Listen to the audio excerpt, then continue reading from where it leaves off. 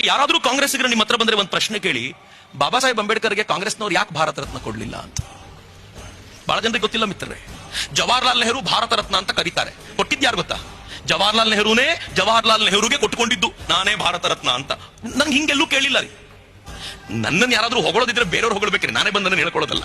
ಅದನ್ನ ಅಪ್ಪ ಮಾಡಿದ್ ನೋಡಿ ಮಗಳಿಗೆ ಖುಷಿ ಆಯ್ತು, ನಾನು ಹಿಂಗೆ ಮಾಡ್ಕೋಬಹುದು ಅಂತ. ಇಂದಿರಾ ಗಾಂಧಿನೂ ಹೇಳಿದ್ರು ಭಾರತದ ರತ್ನ ನಾನೇ ಅಂತ ಹಾಕೊಂಡ್ರು. ಆದ್ರೆ ಇವ್ರು ಯಾರು ಯಾವತ್ತೂ ಕೂಡ ಬಾಬಾ ಸಾಹೇಬರಿಗೆ ಕೊಡ್ಲಿಲ್ಲ.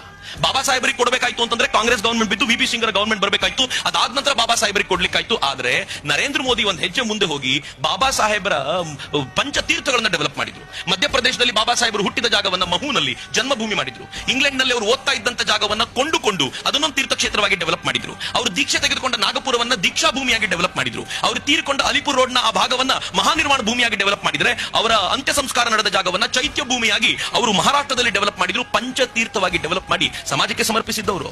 ಏನ್ ಮಾಡಿದ್ದಾರೆ ಅಂತ ಕೇಳ್ತಾರಲ್ಲ, ನಿಮ್ಗೆ ಯಾಕೆ ಹೇಳ್ತಿದ್ದೀನಿ ಅಂತಂದ್ರೆ, ಕಾಂಗ್ರೆಸ್ನವರು